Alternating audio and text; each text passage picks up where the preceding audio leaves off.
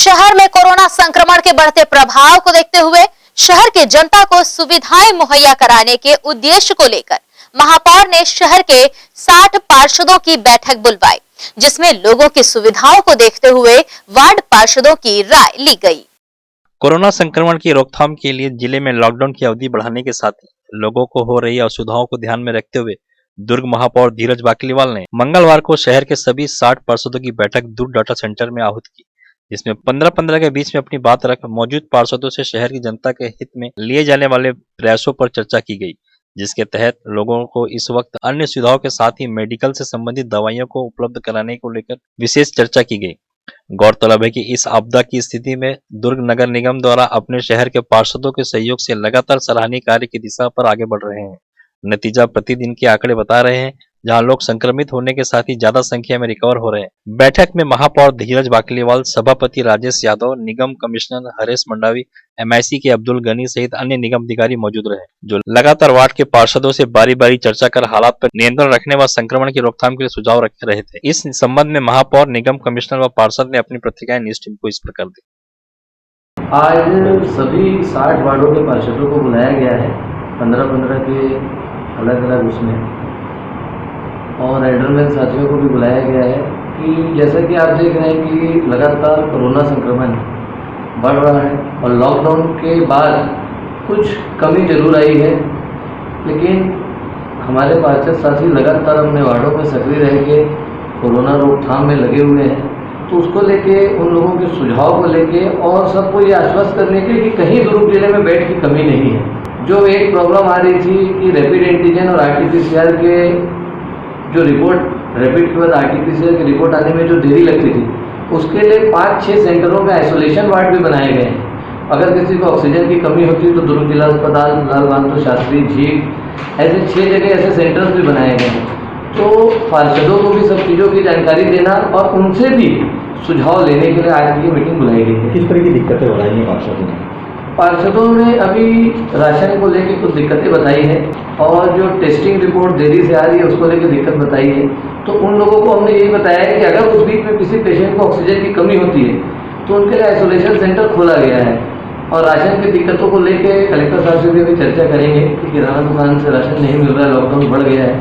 तो उसके लिए चर्चा करके उसका कुछ रास्ता निकालने की कोशिश की जाएगी। क्योंकि हमारे दुर्ग शहर की अभी लॉकडाउन लगा हुआ है, उस समय बहुत सारे पेशेंट को जो सुविधाएं उपलब्ध जिला प्रशासन की ओर से जो किया जा रहा है, उसके संबंध में सम्मानित पार्षदगणों के साथ एक मीटिंग भी हुई है। उनमें उसकी ओर से सुझाव भी हमको प्राप्त हुए हैं और कुछ जहां हमारी कमियां हैं उसको दूर करने के लिए हम उनसे जो सुझाव मांगे हैं उस पर हम प्रयास भी करेंगे। स्वास्थ्य विभाग से बात भी करेंगे और साथ में हम कलेक्टर महोदय से भी इस संबंध में चर्चा करेंगे। और कुछ नंबर भी हम इनको दिए हुए हैं ताकि इमरजेंसी जो सर्विसेज जो जिला प्रशासन की ओर से जो जारी हुए हैं उसमें तत्कालिक सहायता के लिए भी नंबर जारी किए हुए हैं, ताकि हमारे जो निगम के जो संबंधित पार्षदगण हैं वो जनता से जुड़े रहते हैं डायरेक्टली और वो उनसे कनेक्टेड रहने के कारण से जो परेशानी आती है सबसे पहले उन्हीं के पास आती है। तो डायरेक्टली वो नंबर पर फ़ोन भी कर सकते हैं और यदि इमरजेंसी यदि नंबर पर यदि परेशानी को जाती है तो वो डायरेक्ट मेरे को लगा सकते हैं। इसके लिए मैंने अभी देखने को आ रहा है कि राशन लोगों के घर का समाप्त हो रहा है और लॉकडाउन के चलते अवधि बढ़ने से राशन की दिक्कत हो रही है। सब्जी भाजी वगैरह तो मिल जा रहा है, मगर राशन को लेकर निगम किस तरह की हिदायत है? अब राशन के लिए जो शासन से जो लॉकडाउन को जो आर्डर प्राप्त हुआ है उसमें यही है कि राशन की जो ठेले में लोग जो व्यवसायी हैं वह विभिन्न जो कॉलोनियाँ हैं, विभिन्न जो अलग अलग गलियाँ हैं वहाँ पर ठेला में बेच सकते हैं। जैसे अगर इसको प्राप्त हुआ है तो उसकी तरह जो राशन प्राप्त होगा। दुर्ग शहर की स्थिति परिस्थिति बहुत ज़्यादा खराब होने की स्थिति में कोरोना काल में नगर निगम ने लगातार अपनी सराहनीय कार्य करते हुए पार्षद भाई लोग अपने वार्ड में जूझते हुए दुर्ग शहर में जो सबसे बड़ी समस्या रही बेडों की समस्या, एम्बुलेंस की समस्या और तुरंत दवाई नहीं पहुँचने की समस्या, इस पर आज दुर्ग नगर निगम के महापौर जी ने, सभापति ने और कमिश्नर महोदय जी ने बैठक रखी थी। 1 से लेकर 15 वार्ड यानी 15-15 पार्षदों का 1-1 घंटे का 4 ग्रुप बनाकर उसमें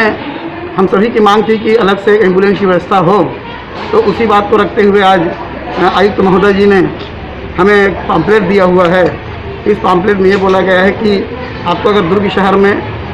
जो भी आइसोलेट हैं या जिनको हॉस्पिटल की बेड की आवश्यकता है उनकी जानकारी इस नंबर में मिल सकती है, चाहे वो प्राइवेट हो चाहे शासकीय। अलग से नगर निगम द्वारा भी दुर्ग जिले के लिए, अब नगर निगम बोलूँ या जिला प्रशासन है, सॉरी जिला प्रशासन है, उनका इमरजेंसी एम्बुलेंस नंबर और दिया गया सिर्फ दुर्ग जिले के लिए। इसमें 2 नंबर दिए हुए हैं, इस नंबर पे हमें कॉल करके इनको बुलाना है। अभी तक 108 जो दुर्ग जिले में थे,